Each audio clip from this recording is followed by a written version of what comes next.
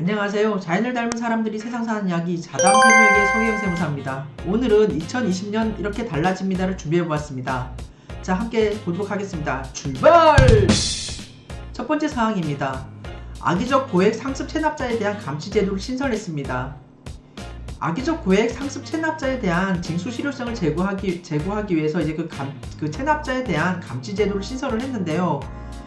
국세를 3회 이상 체납을 하고 그 체납된 국세의 합계가 2억 원 이상으로서 국세를 납부할 능력이 있음에도 이제 정당한 사유 없이 체납한 경우에 30일 범위 내에서 이제 유치장 등의 감치가 가능하도록 하였습니다. 본 규정은 2020년 1월 1일 이후 국세를 체납하는 분부터 적용을 합니다. 두 번째 사항입니다. 창업 중소기업 세액 감면 대상 업종을 확대했습니다. 창업 및 일자리 창출 활성화를 지원하기 위해서 그 창업 중소기업 세액 감면 대상 서비스 업종을 대폭 확대했는데요. 현재 한국표준산업분류 그 세세 분류 기준에 의해서 148개의 업종을 대상으로 하고 있습니다. 여기에 97개의 업종을 추가해서 현재는 245개의 업종이 창업 중소기업 세액 감면 대상 업종이 되겠습니다. 하지만 도소매업이라든가 금융보험업, 그리고 전문서비스업, 교육서비스업, 부동산업, 임대업, 주점업, 오락장 운영업, 사행시설관리 운영업 등은 적용이 배제가 되겠습니다. 본 규정은 2020년 1월 1일 이후부터 적용이 됩니다. 세 번째, 생산성 향상시설 투자세액 공제 적용기한 연장 및 공제율을 한시 상향 조정했습니다. 경기 하방 리스크를 대응하고 경제 활력을 제공하기 위해서 생산성 향상시설 투자세액 공제 적용 기한을 연장하고 공제율을 이제 한시적으로 상향 조정했는데요. 현행은 2019년 12월 31일까지 본 규정이 적용이 됐었습니다. 하지만 개정 규정에 의하면 그 적용 시한을 2021년 12월 31일까지로 연장을 했고요. 현행 대기업인 경우 1%, 중견기업인 경우 3%, 그리고 중소기업인 경우 7%의 그 공제율을 적용을 했었으나 개정 규정에 의하면 대기업인 경우 2%, 중견기업 5%, 그리고 중소기업은 10%를 적용을 합니다. 다만 대기업인 경우에 그 공제율 상향은 1년간만 적용합니다. 즉 올해 2020년은 이제 2%, 그리고 내년 2021년에는 종전규정처럼 1%를 적용을 합니다. 시행은 2020년 1월 1일 이후부터 적용이 됩니다. 네 번째 사항입니다.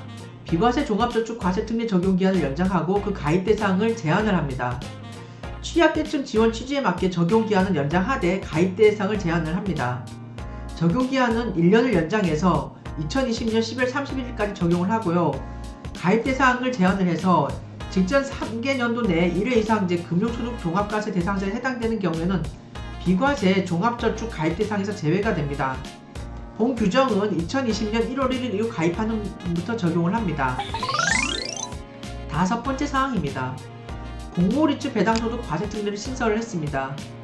국민의 자산 증식을 도모하고 그 시중의 유동성을 흡수하기 위해서 공모리츠, 부동산 펀드 및 재간접 리츠, 부동산 펀드로부터 이제 3년간 지급받는 배당소득을 적용 대상으로 해서 투자액 5천만 원 이하인 경우에는 9%에 해당되는 분리과세를 적용을 합니다. 투자 시 3년 미만 투자할 경우에는 이제 감면세액을 추징을 하고 이때 10%의 가산세가 페널티로 부과가 됩니다. 2020년 1월 1일 이후 배당소득을 지급받는 부분부터 적용을 합니다. 여섯 번째, 부동산과 함께 양도하는 입주권 양도소득세 과세를 신설했습니다. 부동산과 분리하여 거래하기 어려운 입주권의 특성을 고려하여 그 과세 방법 합리화를 위해서 이제 본 규정을 두었는데요.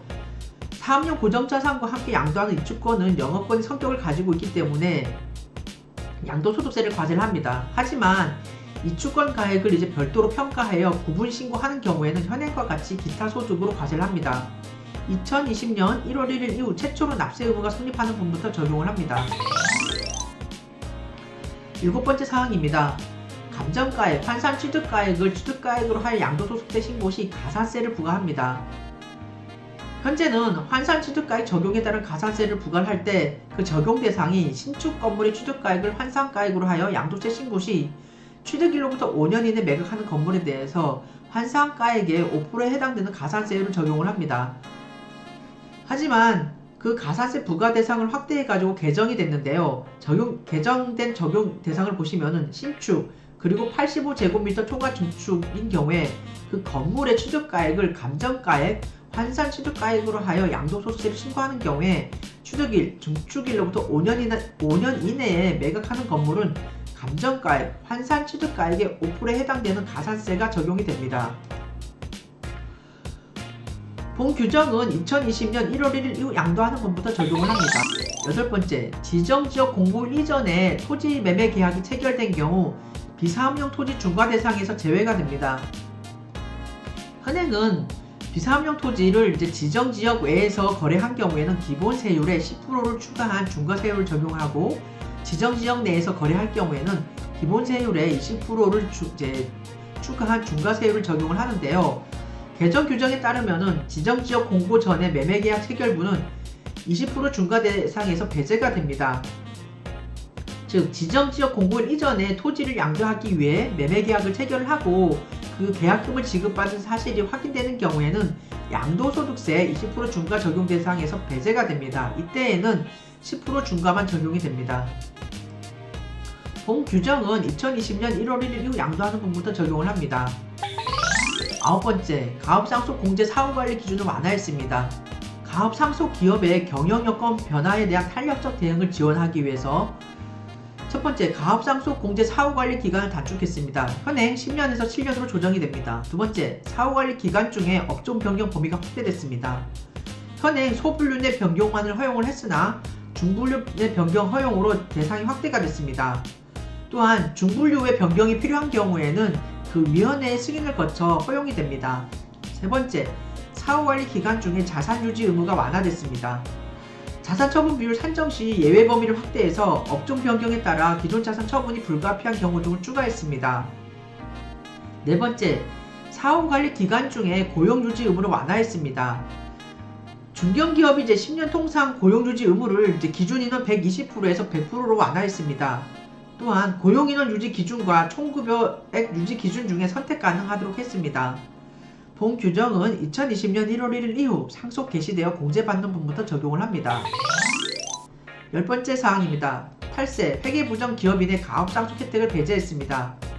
가업상속 공제를 받는 기업인의 성실 경영 책임을 강화하기 위해서 피상속인, 상속인이 그 상속 기업의 탈세 또는 회계부정으로 징역형 이상의 그 형사처분을 받은 경우에는 가업상속 공제 적용 대상에서 배제가 됩니다. 가업상속 공제 적용 배제되는 그 행위 시기는 상속 개시 10년 전부터 가업상속 그 공제 사후관리 기간까지 적용을 합니다.